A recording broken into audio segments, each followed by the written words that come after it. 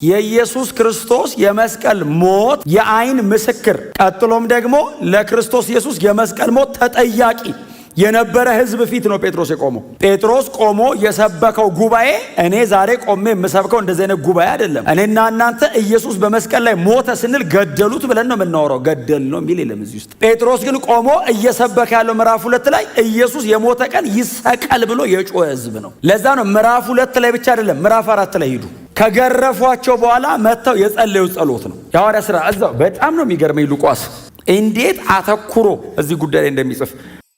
ዕብራውያን ምዕራፍ 2 ላይ መጽሐፍ ቅዱስ በእጃችን የያዝን ሰዎች ምዕራፍ 2 ላይ ከቁጥር 5 እስከ 10 ድረስ ያለውን እናነባለን። በጌታ በኢየሱስ ክርስቶስ ስም አነባለሁ። የጌታም ቃል እንደዚህ ይላል፣ ይህን የምንናገርለትን መጪውን ዓለም ለመላእክት አላስገዛም። ነገር ግን አንዱ በሌላ ስፍራ እንዲህ ብሎ መስክሯል። ታስታውሰው ዘንድ ሰው ምንድነው? ታስብለት ዘንድ የሰው ልጅ ምንድነው? ከመላእክት ጥቂት አሳነስከው፣ የክብርና የምስጋና ዘውድ ጫንክለት፣ ሁሉንም ከእግሮቹ በታች አስገዛለት። እግዚአብሔር ሁሉን ከበታቹ ሲያስገዛለት ያላስገዛለት ምንም ነገር የለም። ይሁን እንጂ በአሁኑ ጊዜ ሁሉም ነገር ተገዝቶለት አናይም። ነገር ግን በእግዚአብሔር ጸጋ ስለ ሰው ሁሉ ሞትን ይቀምስ ዘንድ ከመላእክት ጥቂት እንዲያንስ ተደርጎ የነበረው ኢየሱስ የሞትን መከራ መቀበሉ አሁን የክብርና የምስጋና ዘውድ ተጭኖለት እናየዋለን። ሁሉ ነገር ለእርሱና በእርሱ የሚኖር እግዚአብሔር ብዙ ልጆችን ወደ ክብር ለማምጣት የድነታቸውን መስራች በመከራ ፍጹም ሊያደርገው የተገባ ነው ይላል። ጌታ የተባረከ ይሁን። የምዕራፍ 2 ቁጥር 9 አይደል? ምዕራፍ 2 ቁጥር 9 እና ቁጥር 10 አካባቢ ነው ያለ ነው። ጌታ የተባረከ ይሁን። የዕብራውያን ምዕራፍ 2 ላይ ባለፈው ሳምንት እስቲ ቁጥር 9 አውጡት። ቁጥር 9 እና 10 አይደል? ቁጥር 8ን በደንብ አይተናል። ቁጥር 9ንም ማየት ጀምረናል አይደል? ነገር ግን በእግዚአብሔር ጸጋ ስለ ሰው ሁሉ ሞትን ይቀምስ ዘንድ ከመላእክት ጥቂት እንዲያንስ ተደርጎ የነበረው ኢየሱስ ማለት ይሄ ጸሐፊ ሲጽፍልን እንዲያንስ ተደርጎ የነበረው ካለን ኦልሬዲ ያለፈ ነገር ነው እያወራ ያለው ማለት ነው። ስለዚህ ጌታ ኢየሱስ ክርስቶስ ሞትን ቀምሷል ነው የሚለን። ከዛ ተነስቷል፣ በአባቱ ቀኝ ከብሯል። ስለዚህ ይሄ የዚህ ደብዳቤ ጸሐፊ የዕብራውያን ቅዱሳንን ሪማይንድ እያረጋቸው ነው አይደል? የሰሙትን ወንጌል ስለ ሰው ልጆች ኃጢአት በመስቀል ላይ ኢየሱስ የሞተበትን ሁኔታ፣ የተሰቃየውን በምድር ላይ 33 ዓመት ተኩል የቆየበትን ሁኔታ እያስታወሳቸው ነው ያለው እና ከመላእክት ጥቂት እንዲያንስ ተደርጎ የነበረውን ኢየሱስን አሁን የክብርና የምስጋና ዘውድ ተጭኖለት እናየዋለን። አሁን ባለበት ሁኔታ የምናየው ከሆነ የክብርና የምስጋና ዘውድ እግዚአብሔር ጭኖለት እናየዋለን። ነገር ግን ስለ ሰው ልጆች ኃጢአት ወይንም ስለኛ ስለሁላችን ጌታ ኢየሱስ ክርስቶስ ሞትን እንዲቀምስ ከመላእክት ጥቂት እንዲያንስ እግዚአብሔር አድርጎት ነበር። ጌታ ኢየሱስ ክርስቶስ ሞትን ቀምሷል። ኢየሱስ ስለ ሰው ልጆች ኃጢአት ሞቷል። የምስራች ከዚህ የተሻለ የምስራች ዘላለም ውስጥ የለም። የመጨረሻ የምስራቻችን ኢየሱስ ስለ ሰው ልጆች ኃጢአት ሞቷል። ኢየሱስ ሞቶልሃል ሲባል ሰው ኮስተር አይደለም ማለት ያለበት። ምን ማለት ነው? ጎናቸው እርሶ ፈገግ በሉት። ኢየሱስ ስለ ሰው የሰበሰበን እኮ ኢየሱስ የመስቀል ሞት ነው። ባይዘው እዚህ ቤት እንደዚህ አምጥቶ የማንተዋወቅ ሰዎች፣ ድሮ የማንተዋወቅን ሰዎች ሰብስቦ አንድ ቤት ውስጥ አስቀምጦ የአንድ ሀገር ባላገሮች ያደረገን የጌታ ኢየሱስ ክርስቶስ እኮ የመስቀል ሞት ነው። ማንም አይደለም እዚህ ቤት ያመጣን፣ ማንምም እንደዚህ ሊያደርገን አይችልም። ይሄንን ሊያደርግ የተቻለው ጌታችን መድኃኒታችን ኢየሱስ ክርስቶስ ስለ ሁላችን ኃጢአት በመስቀል ላይ መስዋዕት ሆኖ ቀርቦ ነው እና ባለፈው ሳምንት ኢሳይያስ 53ን አብረን ማየት ጀምረናል አይደል? የተሰቃየው መሲህ the suffering Christ በጣም የተሰቃየ ለማብራራት ሁሉ የሚያዳግት አይደል? አንዳንዱን ቃላት እኔ በሙሉ ቁመናው ኢሳይያስ ባለበት መጠን ለማለት የሚቻል አይነት አይደለም። እኛ ምናልባት ቪዥዋላይዝ ነው የምናደርገው። ኢሳይያስ ግን በአካል የነበረ ያክል ነው አይደል ነገሩን የሚያወራው። ስናየው እያለ ሁሉ ስለሚያወራ ጌታ ኢየሱስ ክርስቶስ የተሰቃየ የተገረፈ ቀን፣ ቀጥሎ በመስቀል ላይ እርቃኑን አደባባይ እንዲሰቀል የተደረገ ቀን ከሰቃዮቹ ወይንም ኢየሱስ ሲሰቀል የአይን ምስክር ከነበሩ ሰዎች መካከል በአንዳቸው ውስጥ ኢሳይያስ ያለ ይመስላል። እና ባለፈውም ሳምንት ነግሬያቸዋለሁ። ወንጌላት ላይ በጣም የክርስቶስ ሲቃይ ተጽፎልናል አይደል? በአራቱም ወንጌላት ላይ የክርስቶስ ሲቃይ ተጽፏል። ኢሳይያስ ግን በ53ኛው ምዕራፍ ላይ በጻፈው አይነት ጥልቀት የጌታ ኢየሱስ ክርስቶስን ሲቃይ የጻፈልን ሰው አናገኝም አይደል? ስለዚህ የአጠቃላይ የመጽሐፍ ቅዱሳችን ካርዲናል የሚባለው ሜሴጅ ኢሳይያስ 53 ነው። ዋናው የጠቅላላው የ66ቱ መጽሐፍ መጠቅለያ ያለው ኢሳይያስ 53 ላይ ነው። እጅግ በጣም ክቡር ነው። እጅግ በጣም ውድ ነው። ለኔና ለእናንተ ደግሞ በጣም ትልቅ ትርጉም ያለው ምዕራፍ ኢሳይያስ 53 ነው። አይሁዳውያን ደግሞ ረጅም ዘመን እንዲነበብ የማይፈልጉት ምክንያቱም ለዕብራውያኑ ተደራሲያን ጌታ ኢየሱስ ክርስቶስን ኢቭን ሲያቀርብላቸው እኮ ከመላእክት ጥቂት አንሶ ነበር ሲላቸው አይሁዳውያን ናቸው ሰዎቹ። እነዚህ ቅዱሳን ናቸው፣ በጌታ ናቸው። ግን በጌታ ያልሆነ ሰው ይጠይቃቸዋል። አጠገባቸው መጥቶ ያንተ አዳኝ ያ የናዝሬቱ ኢየሱስ ነው ይለዋል። አዎ። የሞተው ኢየሱስ ይለዋል። ኦፍ ኮርስ አዎ የሞተው ኢየሱስ ስትለው ያውም እንደ አንድ ወንጀለኛ በመስቀል ላይ የሞተው ኢየሱስ ነው ያንተ አዳኝ ይለዋል። የኔ አዳኝ ብዬ የምንጠብቀው አይሞትም፣ ጠላቶችን ድል የሚያደርግ ነው ይለዋል። ያንተ አዳኝ ግን የሞተ ነው ይለዋል። ቀጥሎ የኔ አዳኝ ቢሞትም እንደ ጀግና ነው የሚሞተው፣ ያንተ አዳኝ እንደ ወንጀለኛ ነው የተሰቀለው። ራሱን ማዳን እንኳን አቅቶት እርቃኑን መስቀል ላይ እያጣጣረ ነው የሞተው። የጀግኖች አይነት ሞት አይደለም የሞተው። እየተጋደለ እየተዋደቀ አደባባይ እየተዋጋ አይደለም የሞተው። እርቃኑን መስቀል ላይ ክሪሚናልስ መሃል ነው የሞተው። ሲሰቀልም የሰቀሉ ሰዎች ወንጀለኛ ነው ብለው ነው የሰቀሉት። የተሰቀለው ደግሞ በአይሁዳውያን ሳይሆን በሮማውያን መስቀል ላይ። ይሄን ያንተ አዳኝ ይለዋል። አዎ የኛ አዳኝ ይሄ ነው። እኛ ግን የተሰቀለውን ክርስቶስን እንሰብከዋለን። ጮክ በሉና እስቲ እኛ ግን የተሰቀለውን ክርስቶስን እንሰብከዋለን። ይሄ ነው መልእክታችን። የተዋረደው መሲህ እሱ የኔ መሲህ ነው። በመስቀል ላይ እርቃኑን ተንጠልጥሎ ሁሉ የሚተፉበት፣ ሁሉ የሚሰድቡት፣ እስቲ የሚያድነ ካለ ይምጣና ያድነ የሚሉት የሚያድነው አቶ አጣጥሮ መስቀል ላይ የሞተው መሲህ የኔ መሲህ ነው። እባክህ አባቴ ምን ነው ተውከኝ ሲል ተከታዮቹ ብቻ ሳይሆን አባቱ የተወው መሲህ የኔ መሲህ ነው። እሱ ነው ሞቴን ወስዶ በሕይወት ያኖረኝ። እሱ ነው የዘላለም ፍዳይን ወስዶ ለዘላለም በክብር በአባቱ ፊት ያቆመኝ። እሱ ነው የኔ መሲህ። አላፍርም። ቀና ብዬ የማወራው፣ ኮርቼ የምናገረው፣ ከትከሻዬ ቀና ብዬ የምናገረው እውነት ይሄ ብቻ ነው። ስለምንም ነገር ባወራ ላፍር እችላለሁ። ስለ ራሴ ልነግራችሁ ብጀምር አፍራለሁ። ስለማናችሁም እዚህ ጉባኤ መካከል ብድግ ባረጋችሁ በጣም ብዙ ድካም በዙሪያችን አለ። ኢየሱስ ብቻ ነው ቀና ብለን የምናወራው ርዕስ። ስሙ ለዘላለም የተመሰገነ ይሁን።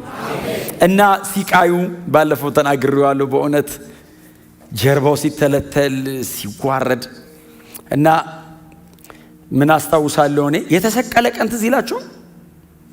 የተሰቀለ ቀን የተሰቀለበት ሰዓት ለ3 ሰዓት ያህል ነው መስቀል ላይ የቆየው። እና ለ3 ሰዓት ያህል መስቀል ላይ ሲቆይ ጌታችን ኢየሱስ ክርስቶስ የተሰቀለው ሁለት ወንበዴዎች መሃል ነው። ሁለት ወንበዴዎች መካከል ነው የተሰቀለውና በግራና በቀኙ ሁለት ወንበዴዎች አሉ። እና የሚገርማችሁ እታች ያለ የሚሰቅለው ሕዝብ ብቻ ሳይሆን አጠገቡ በግራና በቀኝ የሚሰቀሉትም የሚያዩት እሱን ነበር። ተሰቃዮቹ እንኳን የሚያዩት እሱን። የተሰቃይ ቤተሰብ እኮ አለ። ወንድሜ ሊሰቀል ነው፣ ልጆቼ ሊሰቀሉ ነው ብሎ እያለቀሰ የሚመጣ ሰው የሚሰቀሉ ልጆቹን ትቶ መሃላቸው የተሰቀለው ነው የሚያዩ። የሚሰቀሉት ራሳቸው ዞሮ ያዩታል። እኔ አሁን በእውነት መሰቀል ምን ያህል ያማል ብዬ ማንንም ሰው አልጠይቅም፣ እዚህ ውስጥ ተሰቅሎ የሚያውቅ ስለሌለ። አሁን መሰቀል ምን ያህል ያማል ብል በጣም ነው የሚያመው ነው የምትሉኝ። ከዛ በላይ ልትሉኝ አትችሉም። የእጃቸው እዚህ አጥንታቸው ላይ ደም ስራቸውና ነርቫቸው እንዲቆረጥ ተደርጎ ነው ደረቅ እንጨት ላይ የቸነከሯቸው። የኢየሱስን ሳይሆን በቀኝና በግራ በኩል ያሉት ሁለት ወንበዴዎች ባይዘው እነሱም እጃቸው ተበስቷል። አጥንቱ ላይ ነው ሰርስረው የሰቀሏቸው። እና አንደኛው በስተግራ በኩል ያለው ወንበዴ ልክ እንደ ኢየሱስ ነው የተሰቀለው። የኢየሱስን ያክል አልገረፉትም፣ የኢየሱስን ያክል አላሰቃዩትም። ኢየሱስ ከነሱ በጣም በተለየ አይነት መንገድ እንደተሰቃየ የምታውቁት ሆምጣጤ በሰፍነግ አድርገው እንዲጠጣ አመጡለት አይደል? እንዲጠጣ ወደ አፉ አስጠጉለትና ጠጣ ሲሉት እምቢ አላቸው አይደል? አንደኛው በተለይ ሉቃስ ሲነግረን ኢየሱስ አልጠጣም አለ። ለምንድን ነው አልጠጣም ያለው? እነሱ ማጠጣት የፈለጉት እንዲመረው አይደለም። ባይዘው የመስቀል ሞት እየሞት ኮምጣጤ መራሃል እንዴ? ምላስ ቴስት አያረግም። አሁን ይመሯል ይጣፍጠዋል አይደለም። አሁን ሆምጣጤው እጅግ በጣም እንዳሰቃዩት ገብቷቸዋል። ስጋው ተተልትሎ እላዩ ላይ አለ እና ደሙ ፈሶ አልቆ ቆዳው አጥንቱ ላይ ተለጥፎ ሲያዩት ከጭንቅላቱ ደም ይወርዳል፣ ከጎኑ ደም ይወርዳል፣ ከእጅ ከእግሩ ደም ይወርዳል፣ ከጀርባው ሁለንተናው ደም ያወጣልና ከሚገባው በላይ ያሰቃይተውታል። ህመሙን ሊቋቋመው ስለማይችል ሆምጣጤ ያመጡለት ትንሽ ህመሙን እንዲያስታግሰው ነው። የአነስቴዥያ ባህሪ ያለው ሆምጣጤው እና ሲያስጠጉለት ትንሽ ህመምን ይቀንስል ሲሉት እምቢ አለ። የመጨረሻዋን ህመም ኢየሱስ ኤክስፔሪየንስ አድርጓታል። ምንም ያክል ብሰቃይ ጌታ ኢየሱስ ክርስቶስ አንደርስታንድ የማያረገው ሲቃይ የለኝም። የመጨረሻውን ሲቃይ ጌታ ኢየሱስ ክርስቶስ ቀምሶታል። እና ይቀንስልህ አሉት። አይ ጳውሎስ ሮማ አደባባይ ላይ እንደዛ ሲሰቃይና 39 ጊዜ 5 ሲገረፍ ሴንስ ያደርገዋል። ኢየሱስ ወክ አድርጎበታል። እና እርቃኑን ነው አይደል የተሰቀለው? እርቃኑን ነው የተሰቀለው። እና በግራና በቀኝ በኩል ያሉት ሁለት ወንበዴዎች የህዝቡ ብዙ አልተጻፈም፣ የነሱን አይደል የተጻፈው? ሉቃስ 23 ላይ ነው። ሉቃስ 23 ላይ ከ39 እስከ 41 ድረስ ስታነቡ በጣም ለኔ ፌቨራይት ቴክስት ነው። ባይዘው ምን ያህል ጊዜ ሁሉ እንደሰበኩት በቁጥር አላቀው። አይ ቲንክ ብዙዎቻችሁም አይታችሁት ሊሆን ይችላል። እና በግራ በኩል ያለው ወንበዴ ተሰቅሏል። እሱምና ኢየሱስን ዞሮ አየው። መጽሐፍ ሲናገር ሰደበው ነው የሚለው። ሊትራሊ ሰደበው። እና በምጸት ቃል እንደዚህ ያለው አንተ አለው። ኢየሱስ አቤት የሚልበት አቅም የለውም አይደል? አባቴ ምን ነው ተውከኝ ለማለት ነው የቀረችውን ትንፋሽ አቆያት። ከሱ ጋር የሚጨቃጨቅበት አቅም የለውም፣ ዝም ነው የሚለው። አንተ አለ። እሱም ተሰቅሏል። እሱም በሚስማር ተሸንክሯል እኮ። ሰው ምን ያክል እኮ ልቡ ጠንካራ እንደሆነ ተሰቅሎ እኮ ስድብ አያቆም። ንስሐ ገብቶ አይሞትም። ወደሚያምነው አይገባም። እሺ ኢየሱስን አይመነው፣ ወደሚያምነው ንስሐ አይገባ። እንደሚሞት እያወቀ የመጨረሻ ትንፋሹን በስድብ ሊዘጋው ራርቶልን እኮ ነው እዚህ ያለ ነው። ሰው እኮ ልከኛ ነው። እምቢ ይላል እኮ ስለ ኃጢአት ኢየሱስ ሞቶላል። ስለ እምቢ የዘላለም ሕይወትን እምቢ ሲኦል ልግባ ይላል። እልከኛ ነው ሰው። እና ዞሮ አየውና ክርስቶስ ከሆንክ ራስንም እኛንም አድነንና አምናለሁ አለው። እስቲ ራስን አድን፣ ውረድ ከዚህ መስቀል ላይ እኛንም አውርደን። ክርስቶስ ነኝ ስትል ነበር፣ የተቀባው ነኝ ስትል ነበር። ለዚያውም ደግሞ እግዚአብሔር ሰማይ ቀብቶ የላከኝ ነኝ ስትል ነበር። በመንፈስ ቅዱስ እንደተቀባህ አውጀሃል። ያየህ በሙሉ በየመንገዱ ክርስቶስ ያውና ይላል። ይሄ ሰውዬ አይሁዳዊ ወንበዴ ነው ማለት ነው። ሮማዊ ስለ ክርስቶስ የሚያውቀው ነገር የለም። አይሁዳውያን ናቸው መሲህ የሚጠብቁት። ነኝ ብለሃል፣ መሲሁ ነኝ፣ the anointed one መሲሁ እኔ ነኝ ብለሃል። እኔ እኮ አይሁዳዊ ነኝ አለው። ስለ ቀባትና ስለ ቀባት አውቃለሁ። እግዚአብሔር ሳኦልን በብሉይ ኪዳን ጭንቅላቱ ላይ ዘይት ሲደፋበት ሳሙኤል አይደል በብርሌ ያመጣና ዘይት ደፋበት። ሲደፋበት ሳኦል ብድግ አለ ይላል። እጅግ ፈሪ ነው ሳኦል ባይዘው። አሁን መጽሐፍ ቅዱስ ላይ እንደምታዩት ተዋጊ እንዳይመስል ዕቃ መሃል ተደብቆ ፈልገው አገኙት የሚል ቃል አለ። ድንቅ ነው የሚለኝ። ቁመቱ ረጅም ነው፣ በጣም እንትን ነው አይደል፣ ለመዋጋት የሚመች ነው ይልና ዕቃ መሃል ተደበቀ ይልና ፈልገው አግኝተው አውጥቶ ሳሙኤል ሲቀባው በዚያን ዕለት አይደል የእግዚአብሔር መንፈስ በላይ ላይ ይወርድባል፣ እንደሌላም ሰው ልትለወጣለህ አለ። እንደሌላ ሰው ሆኖ ተለወጠ ይልና ከዛስ ለእስራኤላውያን መልእክት ላከ። ነገ ፀሐይ ባተኮሰ ጊዜ መዳን ለእናንተ አደርጋለሁ አለ ይላል።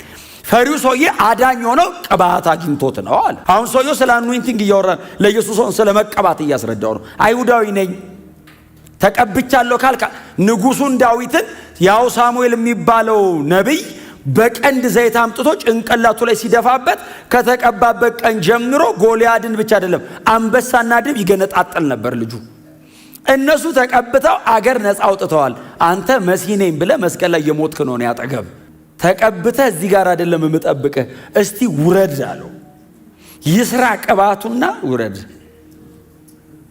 እሱ አይደል አሁን ትግሉ? እስቲ ይገለጥ ቅባቱና አንተ ውረድ፣ ራስን አድን፣ ቀጥሎ እኛን አድንና ልመና አለው። አልፈርድም እኔ በዚህ ሰውዬ፣ መንፈስ ቅዱስ ካላበራልህ በቀር እንዴት ልታውቀው ትችላለህ? ጌታ ኢየሱስ ዝም አለው። እየሞተ እንደሚያድን አላወቀም። እነሱ ተዋግተው ያዳኑት በጣም ጥቂት ሰው ነው። ኢየሱስ ሲሞት የሚያድነው ዓለምን ነው። ኢየሱስ ሲሞት ሞትን ነው የሚገለው።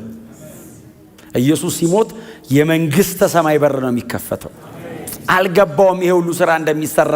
ዝም ብሎ ነው የሚያየው፣ ፊዚካሊ የሚያየውን ነገር ነው። በዛኛው ሳይድ የተሰቀለው አንደኛው ወንበዴ ደግሞ ኢየሱስን እያየው ነበር፣ ያኛው ሲሳደብ። ይሄኛው ደግሞ በጣም አስደናቂ ነው። ከነ ወንብድናው አልሞትም ብሎ ወንብድናውን ኢየሱስ ላይ አድርጎ ሊሞት ነው። ያኛው ከነ ወንብድናው ሞት። ይሄኛው ደግሞ ጮክ አለና እንደዚህ ያለው ለዛኛው ኢየሱስ መሃል ነው ያለው ተሰቅሎ እርቃኑ። ይሄኛው በዚህ በኩል ያለው ለዛኛው አንተ አለው አይደል? ይሄኛው ወንበዴ ለዛኛው ወንበዴ ወንጌል ስርጭት አውትሪች ሰራ። ዳን እንጂ እኮ የዳንክ ቀን እኮ ይሆናል። አንተ አለው አቤት ይለዋል። ስለምን እንደዚህ ትሳደባለህ አለውና ይህ ሰው አለው እኔና አንተ ኃጢአት ስለሰራን ስለሚገባን በዚህ መስቀል ላይ ያለን። ምን ማለቱ መሰለ? እነዚህ ሰዎች እኛን በመስቀላቸው ወንጀለኛ የሆኑ ማለት ይገባሃል፣ እድሜን ሁሉ ወንበዴ ነህ፣ ቢሰቅሉ ይገባሃል፣ እኔም ይገባኛል አለው። ስለምን እግዚአብሔርን ትበድላለህ እየተሳደብካለውና ይህ ሰው አለው አጠገባቸው ነው። ኢየሱስ እኮ ለአርጊውመንት አይመችም።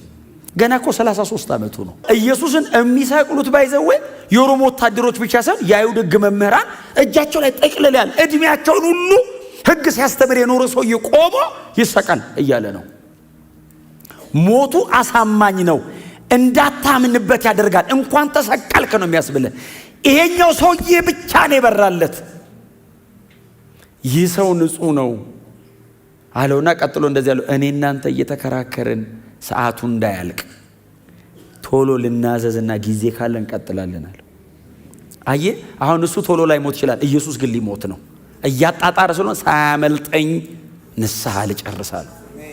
ይኸውልህ ከሱ ይልቅ የተደበደበ፣ ከሱ ይልቅ ይሰቀል የተባለ፣ ከሁሉ ይልቅ ወንጀለኛ ተብሎ የቀረበው እሱ ነው። ሁሉም እንዲገደል ፕሮግራም ያደረገው እሱን ነው። ይሄ ሰው ብቻውን ጌታ ሆይ አለው። በሙሉ አይኑ ማየት አይችልም።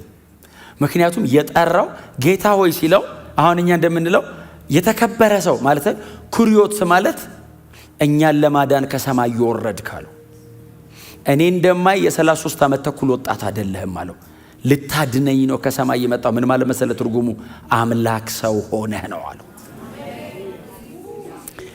ጌታ ሆይ አለው። ማይ ሎርድ ኩሪዮት ያህዌ ለሚለው የብሉይ ኪዳን የእግዚአብሔር መጠሪያ የሚመጥን ስም ሰጠው። ያህዌ አዲስ ኪዳን ላይ ተተክቶ የገባው ኩሪዮስ በሚል ቃል ነው።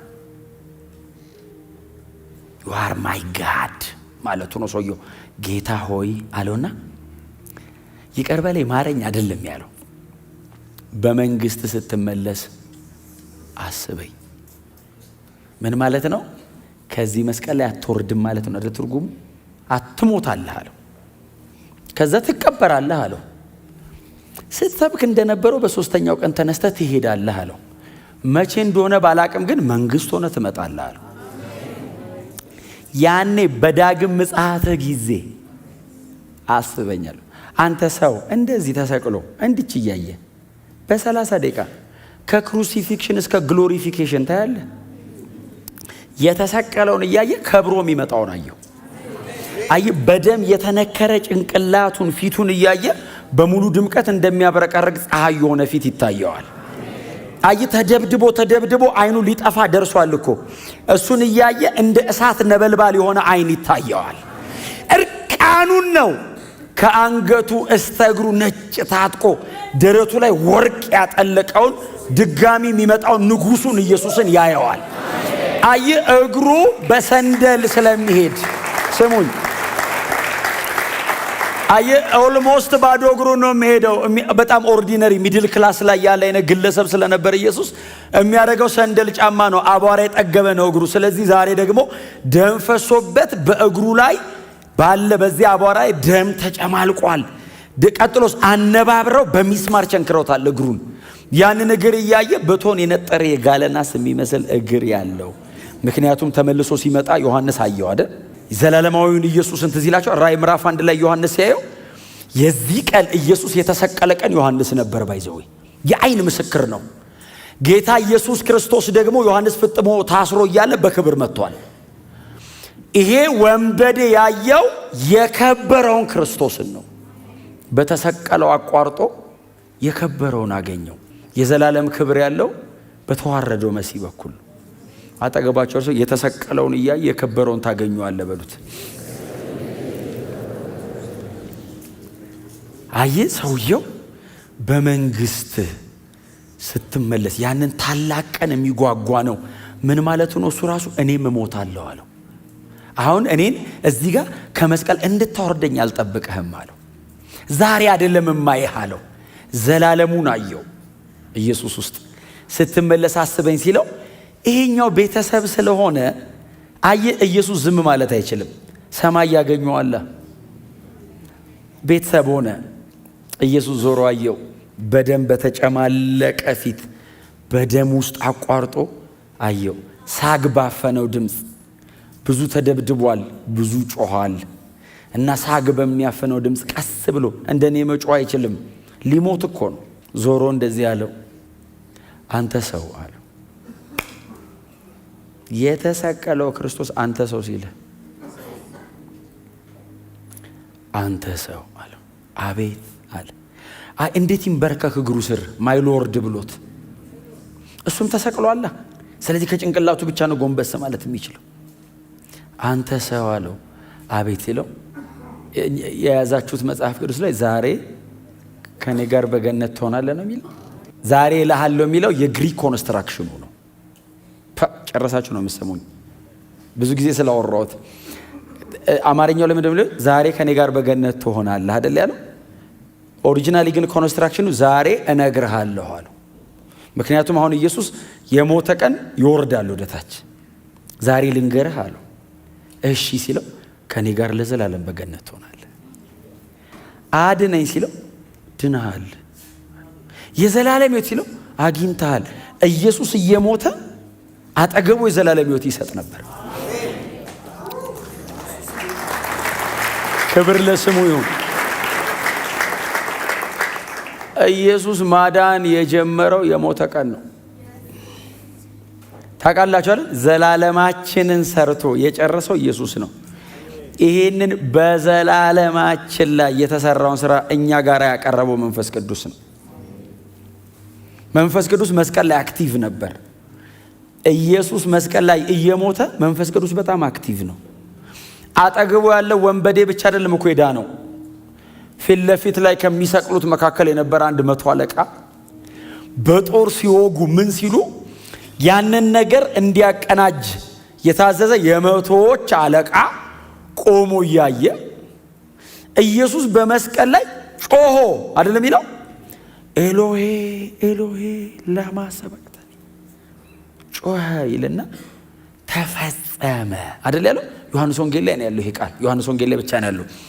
ተፈጸመ ይልና ነፍሱንም ተዋ ይላል። ልክ ኢየሱስ ሲሞት ጭንቅላቱ ዝቅ ሲል ፀሐይ ጨለመች ይላል። እኩለ ቀን እኮ ነው። ድቅድቅ ጨለማ ሆነ። የቤተ መቅደስ መጋረጃ ከሁለት ተቀደደ። አለት ተሰነጠቀ። መቃብር ተከፈተ ይላል ደግሞ ማቴዎስ።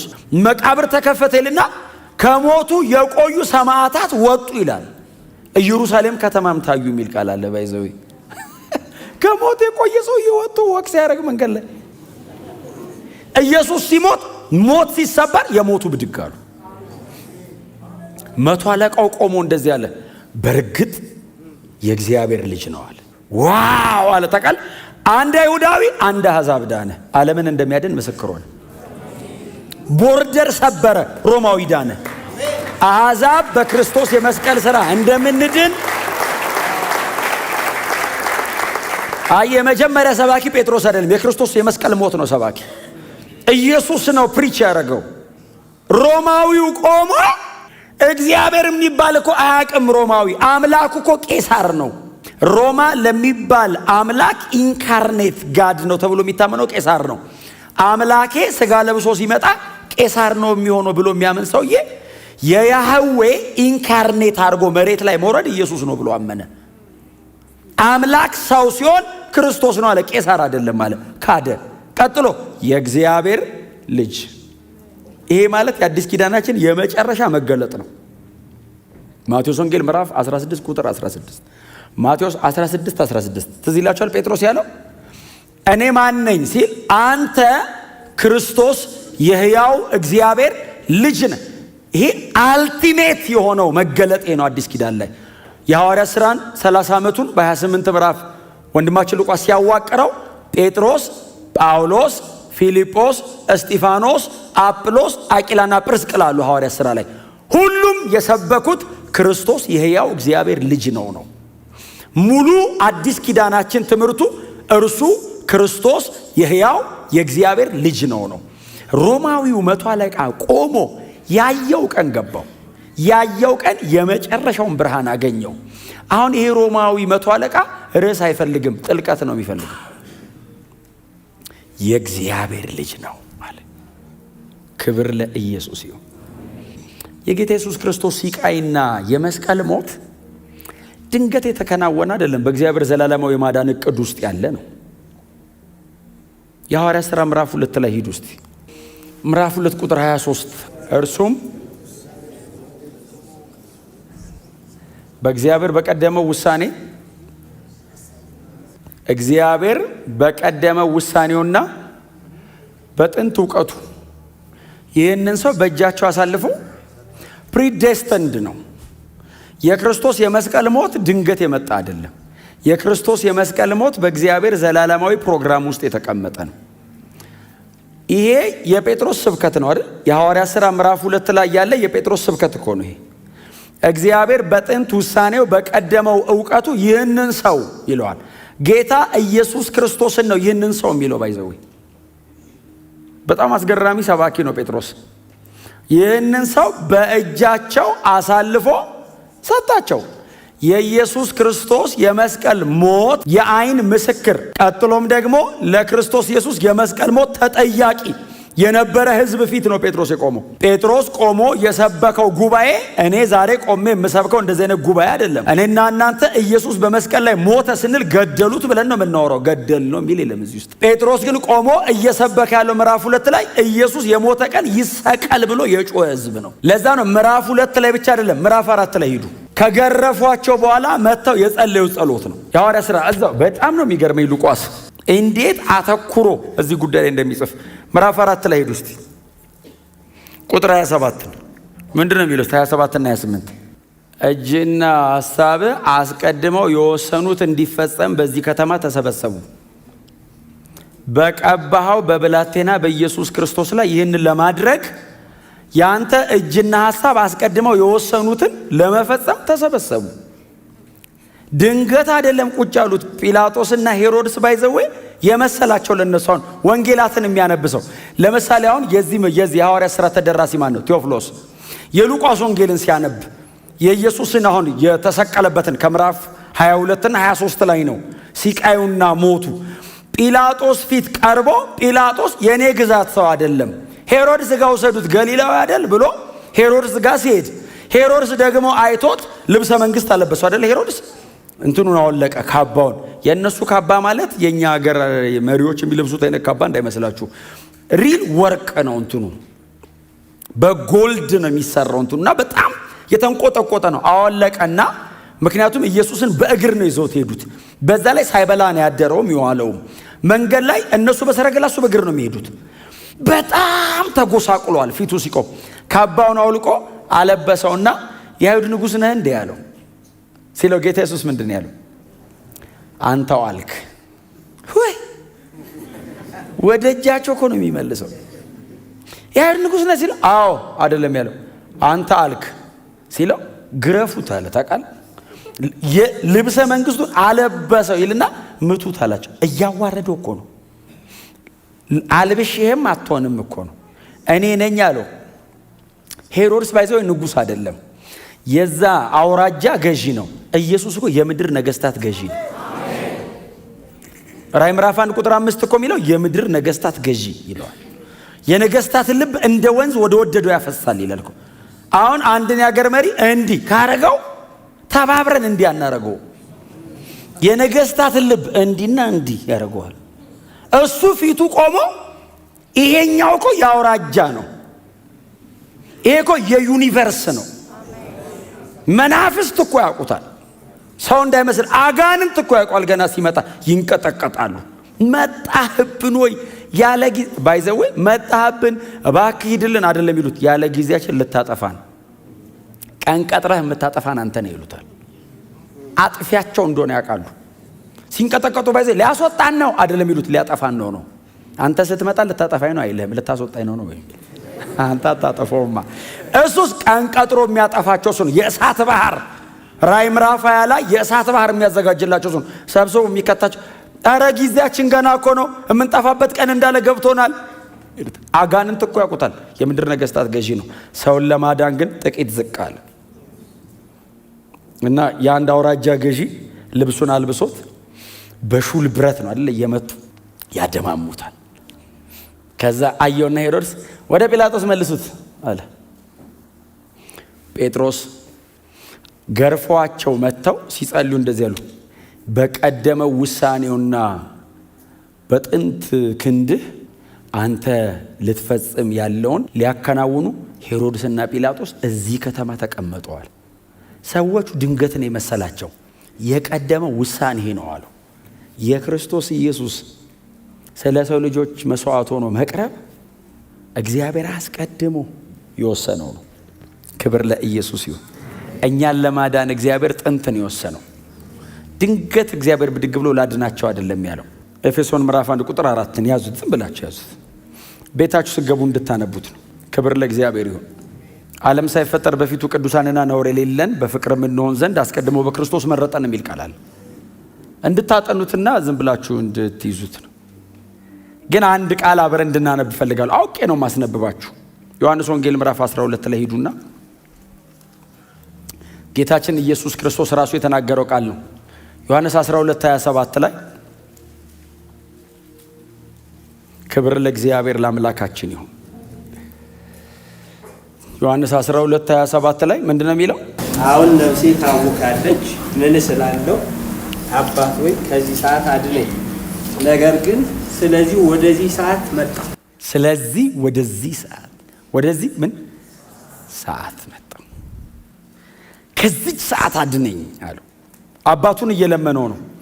ነገር ግን የመጣሁት ራሱ ለዚች ነው አለ ኢየሱስ። አባቱ እንዲያድነው ይማጸናል ኢየሱስ። ነገር ግን ድንገት አይደለም ይሄ ጉዳይ። ወደ ምድር ሰው ሆኜ ስመጣ፣ ስጋ ለብሼ ስመጣ እቺን ለማከናወን ስለዚች ሰዓት መጣሁ። ከዛ በኋላ ጌታ ኢየሱስ ክርስቶስ ቀጥሎ የሚናገረው በጣም አስጨናቂ ቃል ነው። የእናንተና የጨለማው ሰዓት ነው ይላቸዋል። ፈሪሳውያንን ይወጣና አሁን የእናንተና የጨለማው ሰዓት ነው ይላል። ምዕራፍ 13 ላይ ደግሞ ይሁዳን በልብህ እንዳለ አድርግ ይለዋል። እቺን ሰዓት ጌታ ኢየሱስ ክርስቶስ አባቱን ለመነው። አባት ሆይ እባክህ ከዚች ሰዓት አድነኝ አለው። ነገር ግን ስለዚች ሰዓት ወደዚህ መጥቻለሁ አለ። አሁን በጌቴሴማኒ ተንበርክኮ ሲጸልይ ብትወድ እቺ ጽዋ ከኔ ትለፍ ያለው ማለት ነው። እቺን ሰዓት እባክህ አድነኝ ያለው። ብትወድ እቺ ጽዋ ከኔ ትለፋል፣ ነገር ግን የኔ ሳይሆን ያንተ ፈቃድ ይሁን። እግዚአብሔር በዘላለማዊ ዕውቀት ውስጥ የክርስቶስ ኢየሱስ የመስቀል ሞትና መከራ እንዳለ ዕብራውያን ምዕራፍ 2 ቁጥር 10 በጣም በግልጽ ነግሮናል። ምዕራፍ 2 ቁጥር 10 ወደ ዕብራውያን ልመልሳችሁ። ቁጥር 10 ምንድነው የሚለው? ሁሉ ነገር ለእርሱና በእርሱ የሚኖር እግዚአብሔር። አሁን አብን ነው አይደል እየተናገረ ያለው። ስለ አብ ሲናገር ሁሉ ነገር በእርሱና ለእርሱ የሚሆን እግዚአብሔር ቀና በሉ። ከዛ ስለ ኢየሱስ ነው የሚናገረው። በእርሱና ለእርሱ የሚኖር እግዚአብሔር ማለት የዘላለም አምላክ ነው። ቀጥሎ የድነታቸው ራስ የሆነውን እርሱን በመከራ ፍጹም ያደርገው ዘንድ ነው የሚለው። ስለዚህ የጌታ ኢየሱስ ክርስቶስ መከራ፣ የጌታ ኢየሱስ ክርስቶስ የመስቀል ሞት ሁሉ በእርሱና ለእርሱ በሚሆን በእግዚአብሔር ዲዛይን የተደረገ ነው። የዕብራውያኑ ጸሐፊ የሚላቸው ከመላእክት ጥቂት አነሰ ስላችሁ ሥጋ ለበሰ፣ ተሰቃየ፣ ሞትን ቀመሰ ስል ድንገት የተከናወነ አይደለም። ሁሉ በእርሱና ለእርሱ የሚሆን እግዚአብሔር ይህንን ዲዛይን አድርጓል። የክርስቶስ ኢየሱስ የመስቀል ሞት በአባቱ ዲዛይን የተደረገ ነው። በዘላለም እቅድ ውስጥ የተቀመጠ ነው። ድንገት አይደለም የሞተው፣ ድንገት አይደለም ሊያድነኝ የመጣው። ዘላለም ውስጥ እኔን ለማዳን እግዚአብሔር ፕሮግራም አድርጓል። እግዚአብሔር ፕሮግራም ሲያደርግ ግን ከሰማይ ጥላሁንን እናድነው በሚል ቃል ብቻ አላቆምም። አንድ ልጁን በመስቀል ላይ መክፈል ነበረበት። ደሙ መፍሰስ ነበረበት። ክብር ለእግዚአብሔር ለአምላካችን ይሁን። ልቤ ይያዛል፣ አይምሮ ይያዛል፣ ሰውነቴ ይደክማል ሳስበው። እጅግ በጣም ከባድ ስቃይ ነው ኢየሱስ ያሳለፈው። በእኛ አንግል ቆመን ደግሞ ስናየው ሪጆይስ እናረጋለን፣ ሐሴት እናረጋለን። ኢሳይያስ ትንቢቱን ከተናገረ በኋላ እኮ አቅም አጥቷል። አቅም እኮ አጥቷል። ሲቃዩን መከራውን ሲያይ አቅም አጥቷል። ኢየሱስ ክርስቶስ በመስቀል ላይ ከሞተ በኋላ ደግሞ እኛ ቆመን ስናየው እንበረታለን፣ ኃይል እናገኛለን። የተከፈለው ዋጋ ግን የክርስቶስ ኢየሱስን ደም ማፍሰስ ነበረበት። አንዳንድ ሰዎች እንደዚህ ይላሉ፣ እግዚአብሔር ልጁን መስዋዕት ሳያደርግ ለምን ማዳን አይችልም? አሁን ኢየሱስ ሳይሞት እግዚአብሔር ማዳን አይችልም? ይሄ ከእግዚአብሔር ዘላለማዊ ባህሪ ጋር ይጣረሳል። እግዚአብሔር ጻድቅ ነው። እግዚአብሔር ቅዱስ ነው። ለተሰራ ለየትኛውም ስራ እግዚአብሔር ያስከፍላል። እግዚአብሔር በማንነቱ እጅግ ጻድቅ አምላክ ነው። እጅግ ኃጢአተኛ የሆነውን ሰው ምሬሃለሁ ሊለው አይችልም። ማንነቱ አይፈቅድም። ስለተሰራው ስራ እግዚአብሔር ክፍያ ይፈልጋል። ደም ካልፈሰሰ ስርየት የለም የሚል ቃል አንብባችኋል። ደም ካልፈሰሰ ስርየት የለም የሚለው እኮ እግዚአብሔር በየጊዜው እኮ ደም ለማየት ፈልጎ አይደለም። ያንን ሰው ተክቶ ሪፕሌስ አድርጎ ተክቶ የሚሞትለት ይፈልጋል። ደሙ የሚፈሰው እኮ የሚሞተው ሲሞት ነው። በአንተ ምትክ የሚሞትልህ ተገኝቷል። እግዚአብሔር ቁጣውን በሙሉ በእኔ ላይ ሊያወርድ የነበረውን ቁጣ በምትክ የሚሞተው ላይ ያወርድና እኔን ምሬሃለሁ ይለኛል። እንዲሁ በነፃ እግዚአብሔር አላዳነንም። አሜን በሏ። መዝሙር አለ አይደል? እንዲሁ በነፃ የሚል እሱ ትክክል ነው በእኛ አንግል ሲሆን፣ እግዚአብሔር እኔ ነኝ በነፃ ያገኘሁት እንጂ እግዚአብሔር ሕይወት ለመስጠት ዝም ብሎ አልሰጠኝም። ልጁን ከፍሏል። ማንም በየትኛውም ዘመን ሊከፍል የሚችለውን ከዚያ ይልቅ እግዚአብሔር ከፍሏል። አንድ ልጅን ከፍዬ ነው ማድን ይለኛል። እኔ ቆሜ እንዲሁ በነፃ እያልኩ ዘምራለሁ። አዎ ላንተ በነፃ ነው ይለኛል።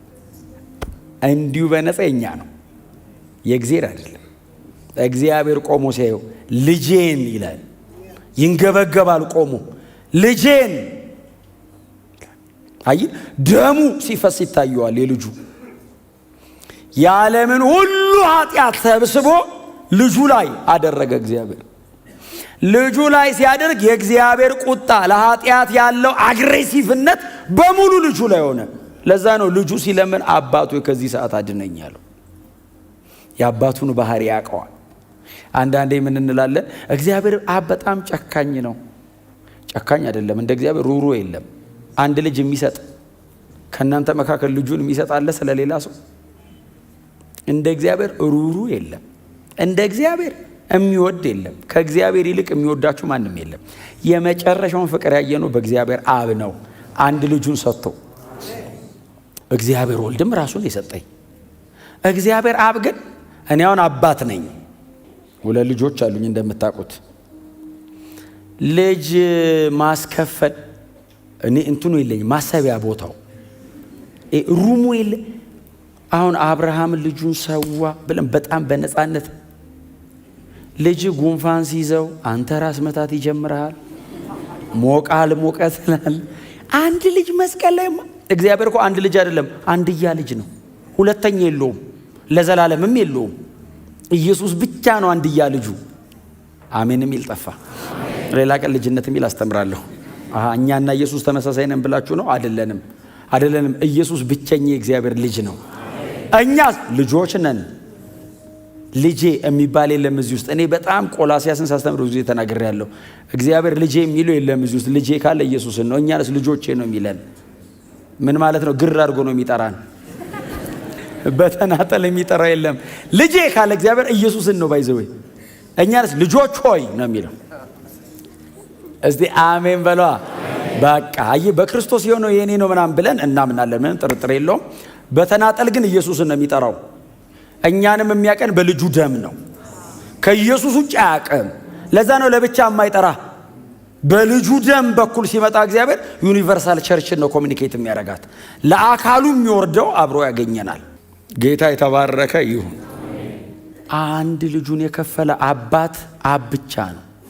አንድያ ልጁን በመስቀል ላይ ለዚያውም ምንም ኃጢአት የሌለበትን ልጁን በእርሱ አይነት ንጽህና ለዘላለም አብሮት የኖረውን ልጁን ስለ ሌሎች ኃጢአት እኮ ነው የከፈለው። ልጁ እኮ በደል የለውም። ኃጢአት የማያውቀውን እርሱን ስለኛ ኃጢአት አረገው። ማን ያረገው? አባቱ እኮ ነው ያረገው። ምንም ኃጢአት አያውቅም። እርሱን ስለኛ ኃጢአት አረገው። ቁጣዬ አንተ ላይ ይፍሰስ፣ አንድያ ልጄ ነህ፣ እጅግ ወድሃለሁ፣ እንዳንተ አይነት የለኝም፣ በዘላለም ውስጥ ብቸኛ ልጄ ነህ፣ የመጨረሻ ቁጣዬን አንተ ላይ ያፈስና እነሱን አድናለሁ። ቁጥር 10 እንደሱ አይደለም ይላል አይደል? የእምነታቸውን ምንድነው? he the captain of their salvation ነው የሚለው። የድነታቸውን ራስ ነው የሚለው። ምን ያደርገው ዘንድ? በመከራ ይፈጽመው ዘንድ፣ ቀጥሎ ብዙ ልጆችን ወደ ክብር ያመጣ ዘንድ የሚል ቃል አለ። እግዚአብሔር ኢየሱስ ላይ ያንን ሁሉ ቁጣ ያወረደው ብዙ ልጆችን ወደ ክብር ለማምጣት። እኛን አየ እግዚአብሔር ብዙ ልጆችን ወደ ክብር ለማምጣት አንድያ ልጁን እግዚአብሔር በመከራ ፍጹም ሊያደርገው በመስቀል ላይ ሸነከረው። ለዛ ነው ጌታ ኢየሱስ ክርስቶስ ጉዳዩን በሙሉ ከአባቱ ጋር ነው ያደረገው። ከኛ ጋር አላረገም አይደል? ከኛ ጋር አለ። ገደላችሁኝ አይደለም ያለው፣ አባቴ ነው የሚለው። እነሱ እየወጉት፣ እነሱ እያሰቃዩት፣ እነሱ ሊገሉት እየሞከሩ አባካችሁ ተው አይልም፣ ከአባቱ ጋር ነው። ምክንያቱም ባለፈው እንዳየነው ኢሳይያስ 53 ላይ በመከራ ያደቀው ዘንድ ፈቀደ ይላል። አባቱ ነው ልጁን ያደቀቀው። በመከራ ሊያደቅ ፈቀደ። ይህንን ሁሉ ለምን አረክ ስትሉት አብን ብዙ ልጆችን ወደ ክብር ለማምጣት። የዕብራውያን ቅዱሳንን ጸሐፊያቸው እንደዚህ ይላቸዋል፣ እናንተን ወደ ክብር ለማምጣት ነው ጌታ ኢየሱስ ክርስቶስ ጥቂት ያነሰው፣ ከመላእክት ጥቂት ዝቅ ያለው፣ በፍጹም ሰውነቱ ተዋርዶ በምድር ላይ 33 ዓመት የኖረው፣ ብሎም እንደዛ የተሰቃየው፣ አልፎም በመስቀል ላይ የሞተው ብዙ ልጆችን እናንተን ማለቱ ነው፣ ዕብራውያንን። ይሄ ደግሞ ደብዳቤ ነው፣ ዛሬ ደግሞ እኛን ማለት ነው። በምድር ላይ ያለችውን ቤተ ክርስቲያን ያለን ቅዱሳንን በቀን በጣም ብዙ ሺህ ሰው ነው ወደ እግዚአብሔር መንግስት የሚጨመረውን ሰው በሙሉ ወደ ክብር ብዙ ልጆችን ወደ ክብር ለማምጣት ጌታ ኢየሱስ ክርስቶስን ዝቅ አረገው። ኢየሱስ እኛ ያለንበት ጋር መጣ፣ እሱ ያለበት ጋር ወሰደን፣ እኛ ጋር አመጣው። የእኔን ሞት እንዲሞት አድርጎ እርሱ በሚከብርበት ክብር ሊያከብረኝ እግዚአብሔር በአንድ ልጁ ላይ ጨከነ። ሌላ መዳኛ መንገድ የለም። ሁልጊዜ ነው የምንሰብከው ይህንን። ባገኘኋችሁ ቁጥር ልነግራችሁ የምችለው የመጨረሻ መልእክቴ ጌታ ኢየሱስ ክርስቶስ ስለ ኃጢአተኞች ሞቷል። ሌላ የለም። ሊሞትልኝ የሚችል የለም። ሊሞትልኝ የሚፈቅድ ሊኖር ይችላል። ባይዘው በጣም የምትወዱኝ ሰዎች እሞትልሃለሁ ልትሉ አታድኑኝም። በእውነት ስለምትወዱን እጅግ አድርገን እናመሰግናለን። ምንም ለውጥ የለውም ብትሞቱም ባትሞቱም። እየወደዳችሁን ብትኖሩ ይሻላል ከምትሞቱ። ለምን ሞታችሁ አታድኑንማ። ኢየሱስ ሊሞትልኝ መፍቀድ ብቻ አይደለም ሊያድነኝም ይችላል። አሁን ስንት እኮ ጀግና አለ እኮ አይደል? ሶኮልድ ጀግና፣ እኛ ጀግና ብለን ስለምንጠራ ለሆነ ነገር የሚሞት እንላለን። ሰውየውም አያተርፍም። የሞተላቸውም ሰዎች ከጥቂት ዓመት በኋላ ይረሱታል። ሕይወታቸውን እነሱ ለሌላ ሰጥቶ ለሌላ ይሞታሉ። ኢየሱስ ሲሞትልኝ እግዚአብሔር ሕይወት ሰጠኝ።